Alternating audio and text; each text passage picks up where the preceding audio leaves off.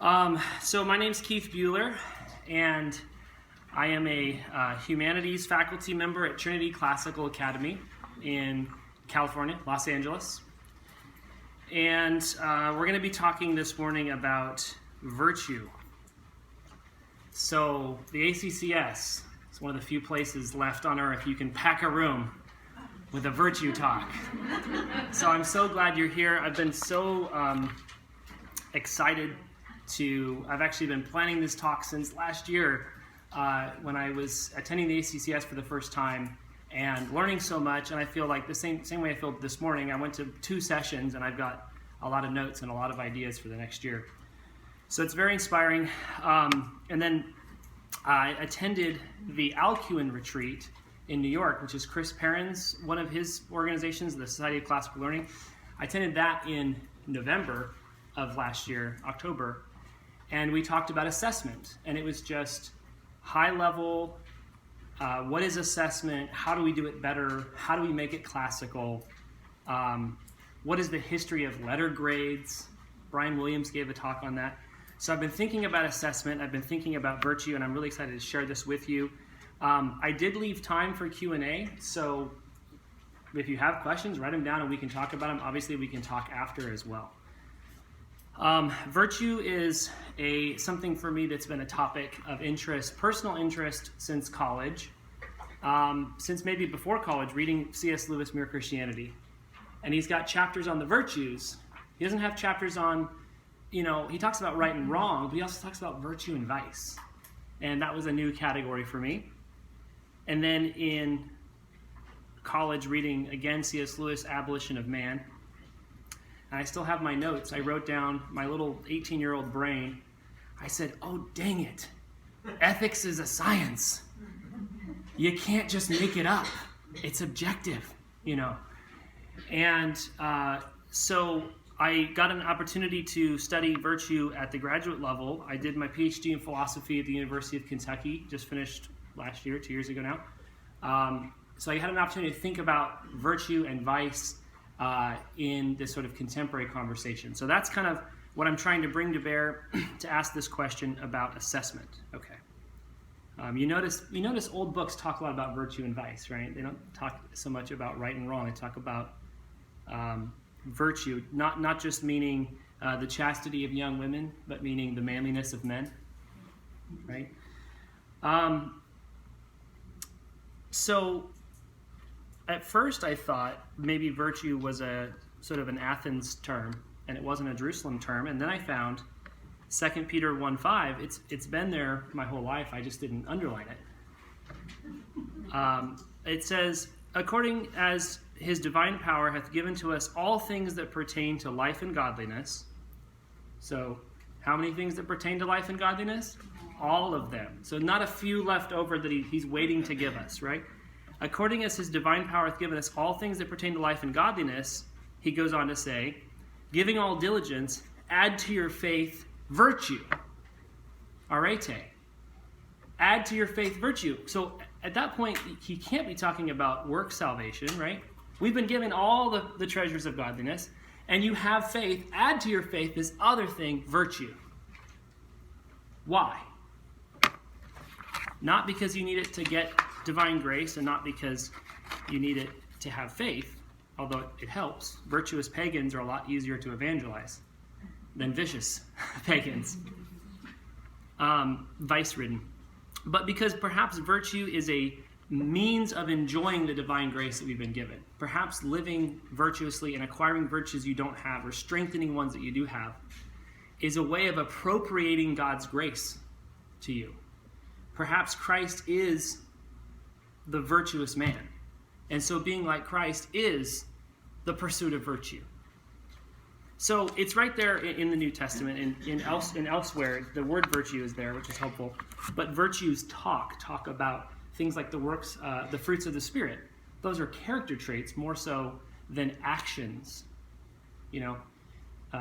Patience isn't something you do. Patience is something you work on acquiring, and something that you have, and you become a patient person, right? Patience is something you are over time. So we'll talk about what virtues are in a bit here.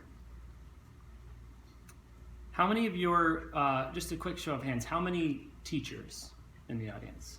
Okay, so we're going to talk a lot about students. How many admin or leaders? Okay. And then who else do we have? Board members? Any board members? All right. Welcome. You guys got your own ribbon this time. That's cool. I love it. How many of your schools have something about virtue in the mission statement or the seal, or, just a quick show of hands, because ours does. How many don't? Just so I can, don't explicitly mention virtue or something like that. Okay. So Trinity, where I work, has in the mission statement producing men and women of virtue, wisdom, purpose, and courage. And that's, the word virtue is in there, but then there's also two specific virtues mentioned, wisdom and courage. Those are two of the 4 classical virtues. And there's also this word purpose, which is really interesting. That kind of harkens to the Greek concept of telos, which means like end, something like end. This purpose, we're living teleological lives, lives that have an end, lives that are tending into a particular direction. My question is, how do we prioritize virtue formation in our schools? If it's there in the official documents, how do we bring it down to the day-to-day? I think that this is going to be a problem for the classroom teacher and for the admin and for the whole school culture to solve. And I'm going to hopefully give you, I don't think it's really a solution. I'm going to give you some suggestions, and I really would like to hear your thoughts or objections or other reactions, because I think it's a problem we all need to put our heads together and to think about over time. It's not a quick one. All right, so here's my thesis. And I did go ahead and put the thesis on the handout, if you have the handout. Someone was going around with the handout. The thesis, basic thesis is, in order to form virtuous students, we need to assess for virtue. Well, how do we do that? In order to assess for virtue, we must do kind of a cluster of things. Define the virtues clearly at all levels. That includes our parents, getting our parents and our families in on the conversation. Illustrate each virtue with examples. Talk about the virtues year-round, not just at testing time, not just at citizenship code time, report card time. Praise virtue in our students. Reward it, talk about it, mention it, name it. And this is the kicker, we have to pursue a life of virtue ourselves.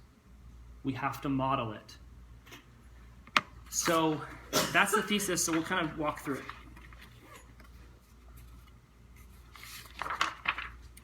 My students, who's ever been asked, will this be on the test?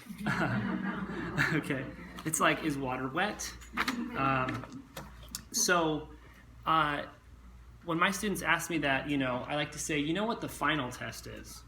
The last judgment, right? And guess what? Virtue will be on the test. Your virtues will be on the final, because you can't bring much with you. You bring yourself with you before God. You don't bring your possessions. You don't bring your friends. You don't bring your family, but you do bring the state of your soul at that moment. And it's a joke, but it's a serious joke. So let's talk about assessment first. What is assessment?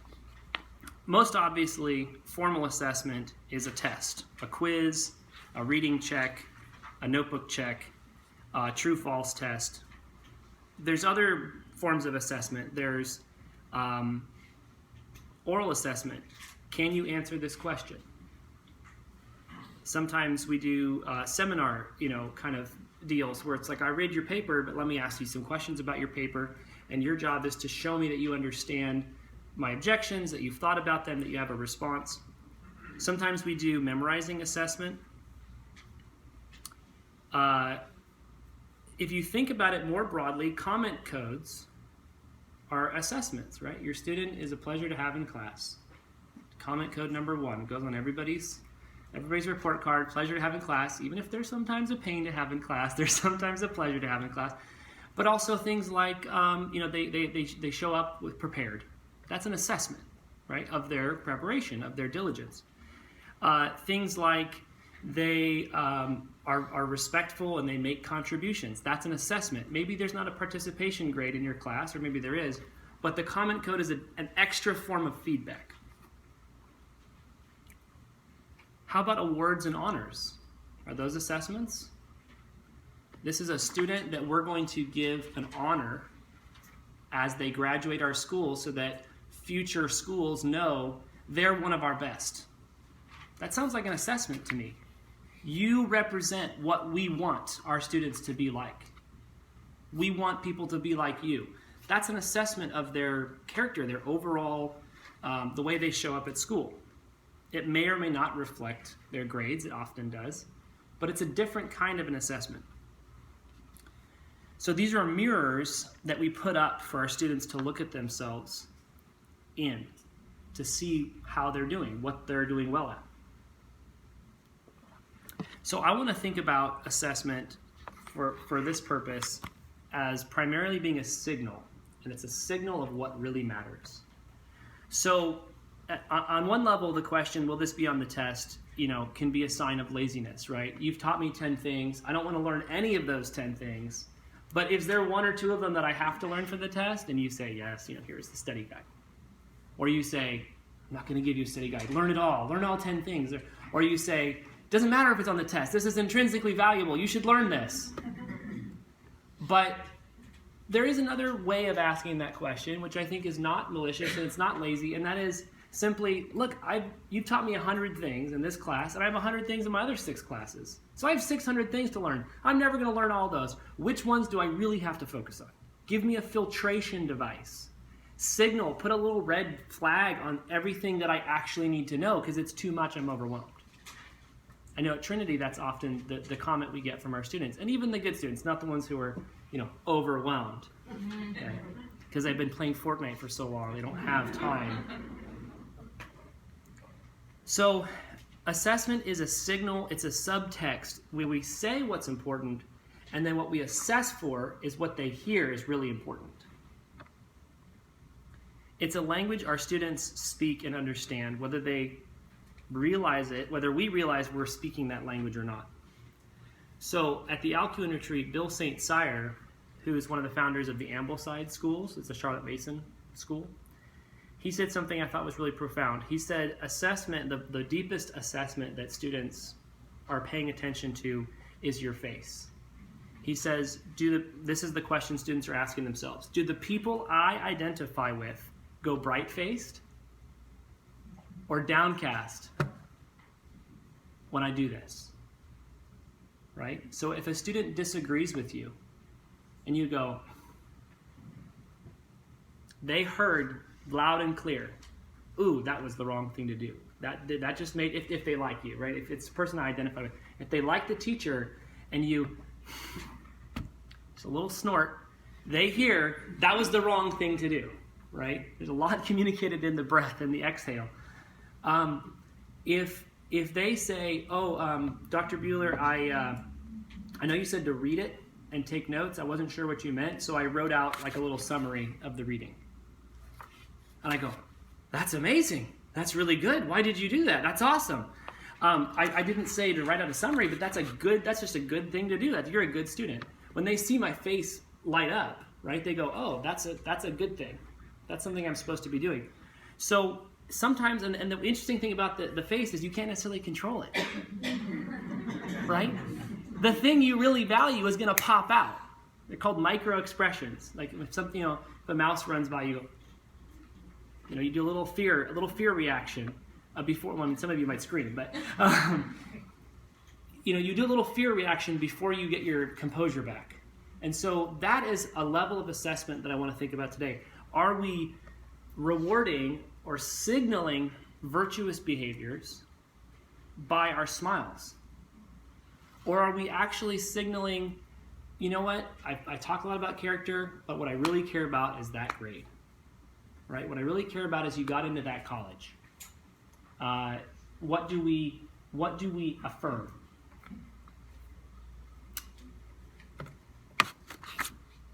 So the question with virtue is, how do we assess it? How do we reward it? And the first part of my answer is we have to define virtues really clearly for ourselves and for our students and for our whole school culture. The parents should be talking about virtue. They should be asking, why do we study Latin again? As well as, why do you talk about virtues so much? Right? They should be, it's not the kind of thing they can put to a side. So this is a cardinal sin of PowerPoint. Don't put a lot of text on your PowerPoint slides. But it's, I actually put this online as well. The keithbuhler.com/virtues is like a list of virtues, and I actually put a poster up there as a resource for anybody who might want to use it. It's just a simple poster with the virtues listed out, the cardinal and theological virtues. So this is my attempt to be very concise, so it's not necessarily the clearest definition of the virtues, but I'm trying to think, if a parent can read 2 sentences per virtue, or new hires, you can say, hey, we talk a lot about virtue, and here's a 1-page handout to kind of get your mental juices flowing about what we're talking about when we say virtue. I tried to just synthesize a bunch of different sources into a couple sentences. So I'll go through these. Prudence, or practical wisdom, or phronesis in the Greek, is not just about some areas of life. So when you think of a prudent person, maybe is prudent with their time or their finances or something like that. Maybe the prudent person is not easily fooled by marketing or something like that. We tend to think of a virtue in a very specific context. The prudent person, or the prudent people, are reasonable in morality, career, relationships, and religion. Again, maybe not the best way to put it, trying to be simple. Prudence is a disposition to react in the right way to stimulus that life sends at you, but also to act sensibly in terms of planning ahead. When Christ talks about counting the cost, right? You wouldn't build a house on sand. You wouldn't set out to start a project you can't finish. That's a prudence thing. You may want to do something and realize you don't have the resources for it. You have to stop yourself. You have to go gather the resources before you begin. Prudence in school. How about having a calendar, if you're a student, having a calendar, some kind of way of managing your time, thinking ahead to what's due, and allotting enough time to do each thing before it's done. Some of our students have that virtue, right? Or can express the virtue in school. And some of them very clearly don't. They think, what's due tomorrow? And they try to do that. And then the next day they think, what's due tomorrow? And then they try to do that. And big projects, guess what? Aren't due tomorrow. They're due in 3 months or 2 weeks or something. And so they put that off, and then it's like, oh, what's due tomorrow? The big project. And then they ask for help, or they ask for an extension, or they stay up late, or they turn in shoddy work. Worse than they could do if they actually worked on it, right? So some of us were imprudent students. I won't ask for volunteers. I was. But no one ever put it in that category for me. Courage, or fortitude, or Andrea, is not just about fighting or military matters.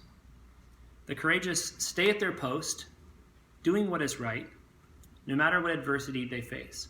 So in our modern sort of secular accepted morality, which is broadly accepted enough to put onto billboards, they talk about perseverance, right? Have you seen these billboards that say hope and perseverance and stuff like that? I'm like, hey, you can preach in the public sphere. You can preach morality in the public sphere. I didn't realize that.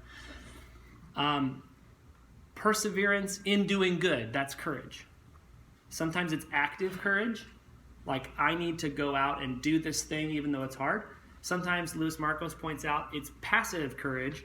I need to stay at my post awake all night. No one's attacking, but they might.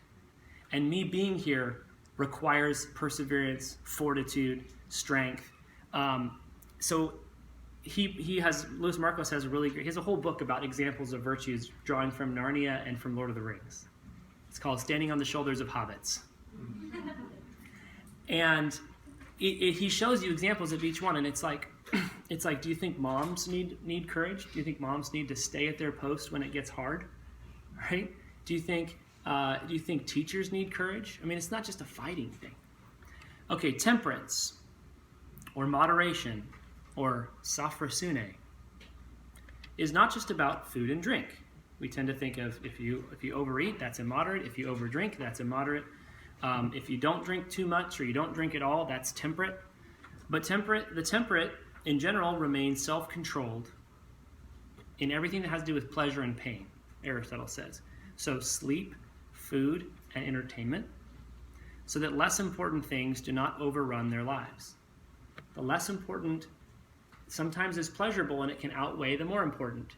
So temperance is this harmony of, when I have a game night, I play games with friends, but I don't have a game night all day, every day, right? I don't play, maybe you even play video games. We don't play all day, every day. That would be insane. That would be out of balance, out of priority, right? You have a lot of priorities to balance. So I got into 2 or 3 big fights with my students this year by saying things that they thought were wrong, and we got in these big arguments, and it was good. Parents got involved. There was emails exchanged. I study philosophy, so disagreement is just what you do, right? But one of the things I said that got the biggest reaction and the biggest resistance was I said, you could watch too much Netflix. Like it's possible, like it's theory. I'm not saying you actually watch too much. No, I'm not even criticizing them. I was saying it is theoretically possible to watch too much Netflix. And they were like, why? How? No. If all your homework's done and everything, like 12 hours is fine. Binge watching is fine. And I said, what about 24 hours? What about 48 hours? What about not sleeping? I mean, what about a whole week? Like, your schoolwork might be done, but what about church? What about family? Are you praying while watching Netflix, or are you pushing that to the side?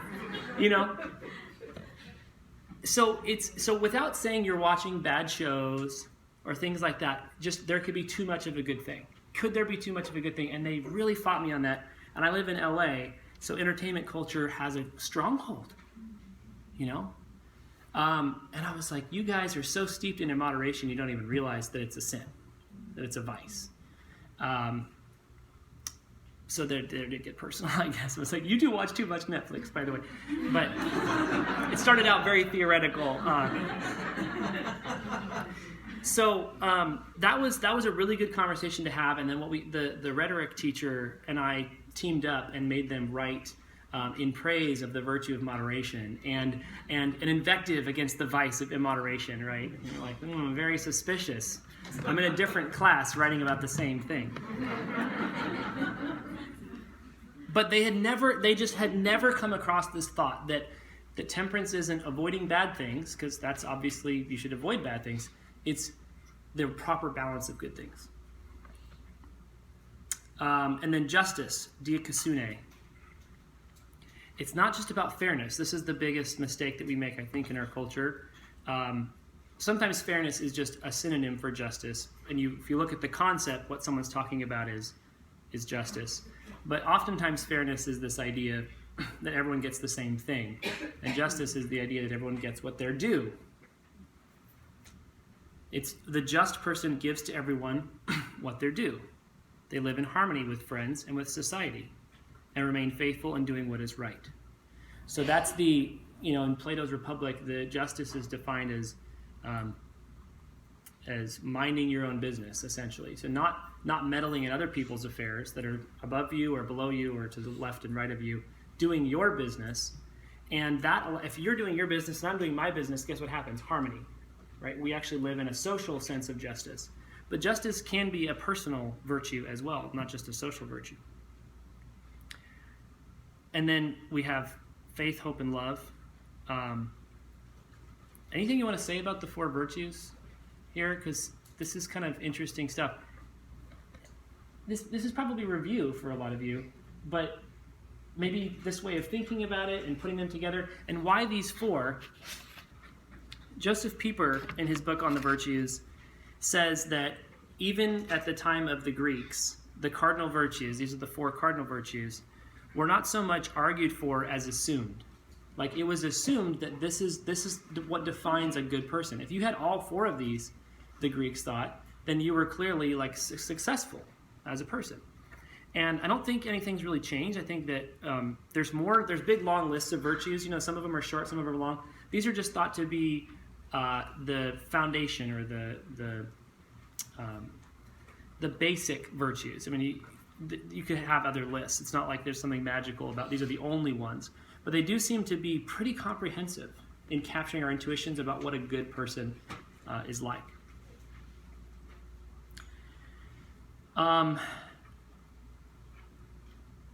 These also, they capture our intuition. So if you work backwards and say, who's somebody in my life I admire, a hero, and you work backwards and say, do they have these qualities? You know, see if that works. You'll find there's quite a lot of overlap. Okay, so we've got the theological virtues there.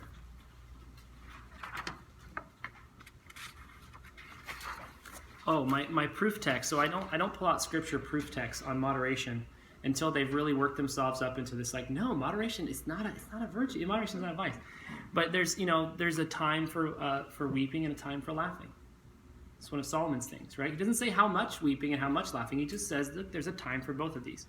If you're laughing all the time in my class, you might be too attached to pleasure. You might be too averse to pain, right? Studying some can be painful, it can be hard. I like to laugh, I like to have a good time, and then we get to go back to the lesson. And so that's like an in moderation thing maybe that students can struggle with. So this is the little poster that I made. It's like poster quality. I've got some laminated that are going up in my classroom, and I put the PDF. It should be the right size PDF. If you wanted to print this out and laminate it or order it from a place like postermywall.com, they do posters of anything. And just having this up is going to allow me to talk with my students about the vocabulary and maybe some of the definitions. And I've got a more detailed one that has examples on it as well. So like for prudence, you could have Solomon. For courage, you could have Daniel, right? You could have biblical examples. Dante has this great convention in the Purgatory where for each virtue there's a biblical example and then like a Roman example or a Greek example. So it's like kind of Athens, Jerusalem, all the way down. Okay, so here's the question. How do we assess virtue? And there's a lot of problems with the idea of assessing for virtue. There's a lot of objections that someone might have, like, are we being judgmental if we talk about our students' virtue? Are we going to discourage them and bring them to despair if we tell them harsh truths, right? Like, hey, your imprudence is really affecting your schoolwork and it's going to affect your life more and more. You really need to get better at this. How are parents going to feel about us commenting? So I want to address some of those questions, but I want to just talk about what I mean by assessing for virtue first. So the first idea is that I don't think that all assessment is written and all assessment need to be written. So I'm not talking about letter grades or number grades or anything like that. It seems like the wrong category for talking about virtue and character. But maybe conversational assessment, oral assessment, a back and forth, asking the student, let's go down the list of virtues and you tell me how you think you're doing.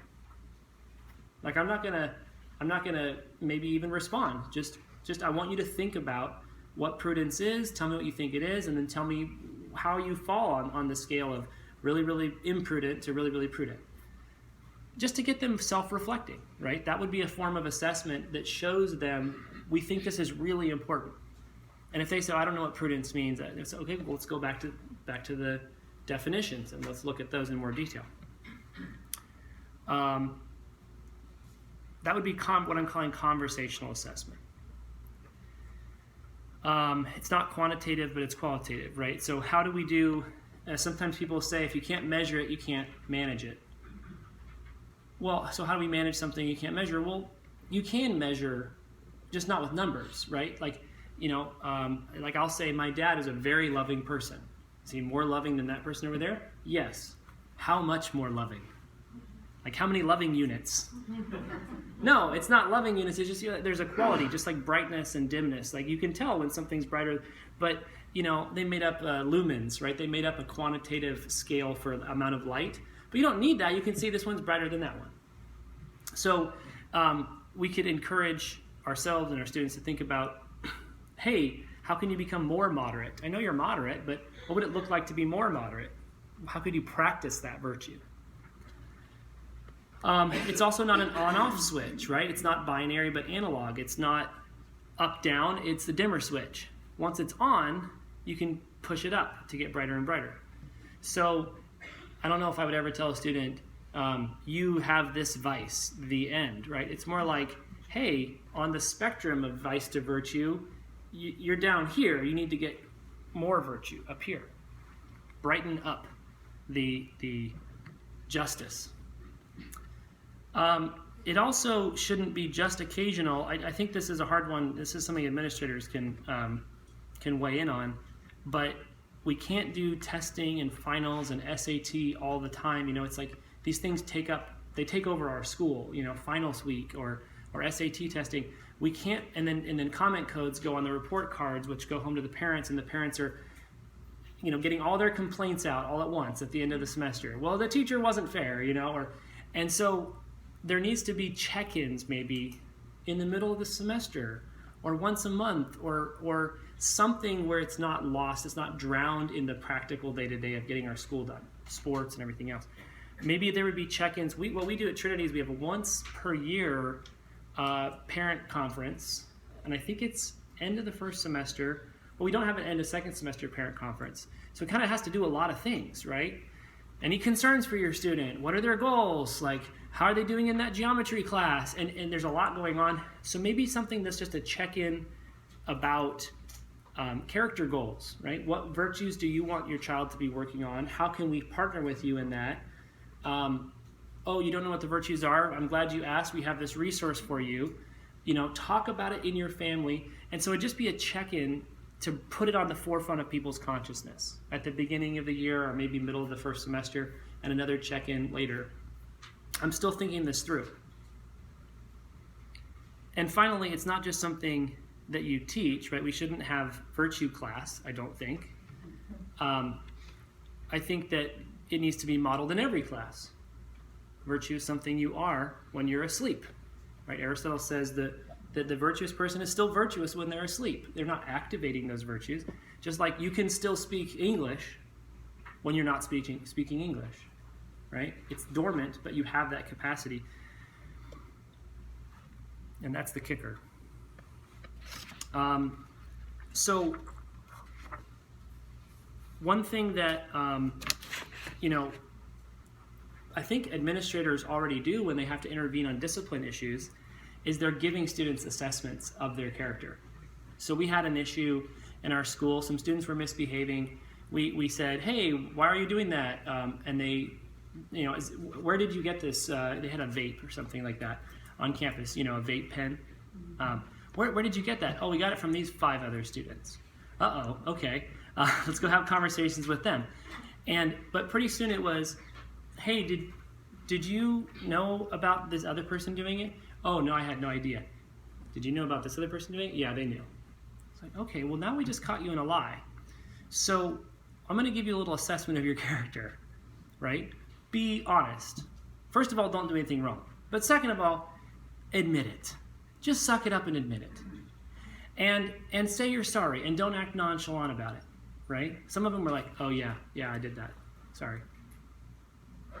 Well, where's the contrition? Where's the sorrow? Where's the compunction?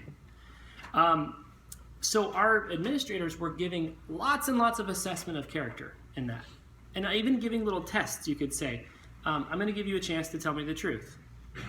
The students who take it, get bumped up in your mind. Like, that was good. You may have done the stupid thing, but you also owned it really quickly. And you were honest, and that shows me some good things. So one of the social assessments that I gave this year as a teacher was I have a student who has a strong sense of justice. So she complains if something seems unfair, right? And she sort of has a reputation for causing trouble because she's always, pointing out maybe something that she perceives as unfair, or this thing happened to this other student. And so I tried to flip that on its head and say, she's got a strong sense of justice. Both of her parents are in law enforcement. That helps, okay? So how can we encourage that virtue and apply it in the right way? And so I told her, I get it, you're right, like you have a really, really strong meter for when something is wrong. Like not everybody has that strong of a meter. The bells start going off really fast, that's good. What about, how do we deal with injustice? Right? How did Christ deal with being treated unjustly? There were some times where he corrected the people. The Roman soldier hit him and he said, "For what crime are you hitting me? If I did something wrong, tell me. If I didn't do something wrong, why are you hitting me?" So he stood up for himself, or he wasn't a doormat. But when it came time to follow through, right, he just was a sheep to the slaughter. He was quiet. So it's not that he didn't notice the injustice. It's that he didn't have to complain about it along the way. So what would it be like for you to notice and hold it inside until after class and say, "I know you said that to that student. Is this what you meant? Because that seems unfair to me. And I really just want to know what's going on." And I can say, "Oh, actually, no, we have a prearranged deal here. You were misperceiving that." And then she's actually a resource for the teacher where it's like, "Oh, you know what? I did change the policy on that, didn't I? I need to correct that." Now her justice meter is a tool and not just sort of an annoyance. So can you flip the script on that? We had students that were new, right? They were having trouble fitting in. And we gave lots of assessment to their peers about, are you being welcoming enough? Are you teasing too much? Are you posting things on social media you shouldn't be? That's an assessment of character, but putting that in virtue talk would reinforce our mission, right? Because we're already doing it. I don't think administrators can get away from assessing virtue and vice. And that's part of the response to one of the objections is we're already doing this. We're already smiling when they do things we want and frowning when they do things we don't want. But we're maybe not being explicit about what we want and giving vocabulary and naming it. Naming the vices. Here's what was wrong with what you did. It wasn't just, plagiarism. It was dishonest, or it was unjust, right? Taking something that doesn't belong to you and trying to get the grade that somebody else earned. That's unjust. That's inappropriate in a specific way.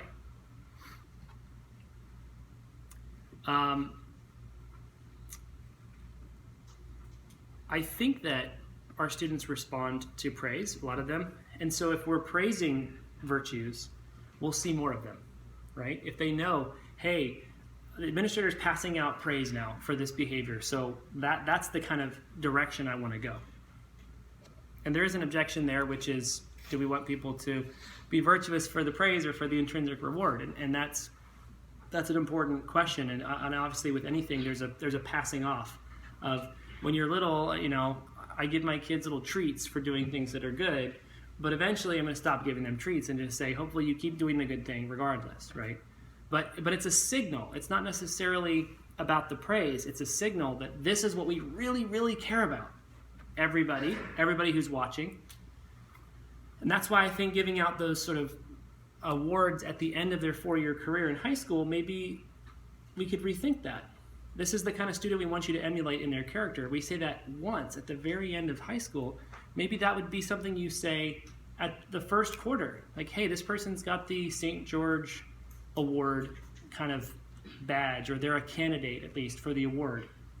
That would be an occasion for the student to be maybe proud. It could be a bad kind of pride, right? So we have to talk about what that means. But we could also just signal earlier, this is a good student, guys. This is a leader. This is someone we endorse. Grades, yes, but their character and their ability to welcome other students, and their kindness and their obedience and their ability to complain at the right times and not complain at the wrong times. And that, I think, would have a big effect on the school culture if we were rewarding and praising those things explicitly, publicly early on. One other assessment story that I wanted to give you was from a student who, his name's Gabriel. He's now off out of high school, out of college. This was when he was a sophomore, and he was one of my smartest students. He was very capable. He knew he could follow instructions, get the job done, get the grade, and so he cared about excellence. That wasn't the worry for him. It was get the grade. It was do really well. So one time he used his intelligence as an excuse to be lazy, right? Like, I'm going to get away with this because I know I can.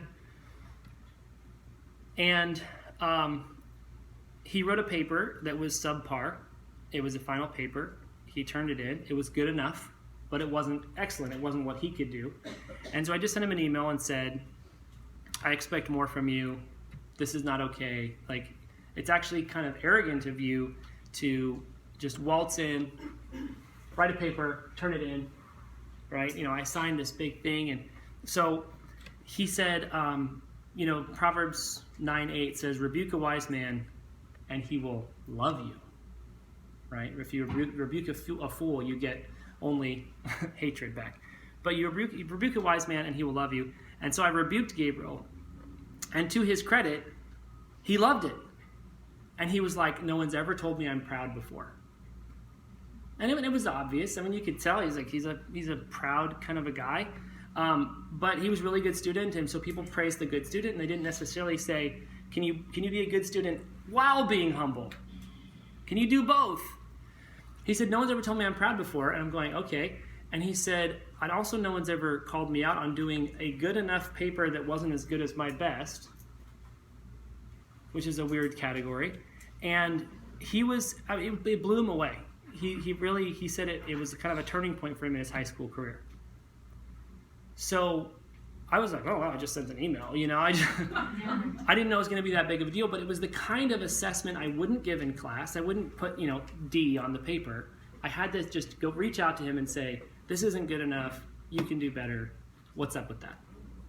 And he's referred back to that conversation several times, and every time he sees me, pretty much, he's like, man, that was really helpful. You said that. So a little bit of one-on-one conversational assessment. We already do it. Teachers already do it as needed. Administrators do it as needed. But how can we be more intentional about doing it? How can we be intentional about underlining the things we say are missional priorities in our schools? So I have some objections here. Some of them I've mentioned, but I want to. This will maybe be my last point here. And then if you want to talk more about objections or whatever, you can. Otherwise, we'll just wrap it up. This is on the idea of modeling. Go back to modeling here. So here's a trick question for you. Who's a better example of Christ-like behavior for your students? Christ himself or you in the classroom? It's a trick question. So Christ, who thinks you are a better example? Better is ambiguous. Who thinks Christ is a better example of Christ-like behavior, right? Read the scriptures. It's easy, okay? Who thinks you are a better example? And why? In the middle there. Because you're there. You're the one who they can see. Yeah. You're there. You're immediate. So obviously Christ is a better example, but if they think, what would Jesus do? They may not come up with anything, but if they think, what would Dr. Buhler do? They probably know what I would do. And if it's not a good thing that I would do, they might imitate me, right? Like I have to show up the way I want them to behave. And whatever traits, if it's laziness, whatever I bring to the classroom, they will get that there's permission to have that trait, right? They understand it. I can get away with that. So I have to show up modeling virtue. I have to do my best to be Christ-like, obviously pointing to Christ as the archetype and the model. And he's not just, a model because he's actually here helping you right now. But I can't ignore the fact that I'm the best that they have a lot of the time. I'm the one that's right in front of their face. So as teachers, when our students see us maybe reading at lunch, talking together. What's this thing say? Learning subjects outside of our discipline, right? I go over to the math department and I bang my head around and I try to we're learning some geometry together this summer. You know, they're like, oh, so you're still learning. You're still a beginner in some ways. That shows them the behavior we want for them to have. Don't just say, I'm not a math person and roll over. Don't just say, I'm not a Latin person and roll over. But work hard, you know. So I think obviously that the whole idea of modeling comes back to parents as the primary influence. Our families of origin are where we get our notions of right and wrong, good and bad. Parents also often set the tone for how much, you know, grades matter, college admissions matter, how much these things matter. But we can work with parents about the school culture and say, hey, this is really what we want the school culture to be. And as much buy-in as you have to that, you know, work on that in your family system, right? Pursue virtue, show your students a life of pursuing virtue at home. And then they'll come to school and they'll see it, hopefully, with us. And then it'll just seem normal, right? So the little virtue handout, you know, is one of the things I'm going to try to give to my students' parents this semester and see if it's helpful. Some of these are untested ideas, but the general idea is we have to put virtue in examples from literature, from scripture, in front of their minds, in their imaginations. It has to be everywhere they look. We have to assess for those behaviors, rewarding virtuous deeds, praising it, putting vices that are problems our students are having, putting them in virtue categories as much as possible, saying that's why it's bad, and here's the virtue that's obviously opposed to that you should be going for, not just stop misbehaving. What does that mean? And most importantly, and this matters whether our students follow us or not, we have to focus first on ourselves. Edwin Friedman, he's a psychotherapist, a business coach. He says, children rarely mature past the level of their parents, right? Our students are rarely, like Gabriel, you know, maybe would just shoot past me. But our students are rarely going to grow past us as teachers and administrators. We're the ceiling. And if we can inch ourselves up a little bit, we create this huge potential for our students to be called to a life of pursuing virtue. We'll be done for there. Thank you.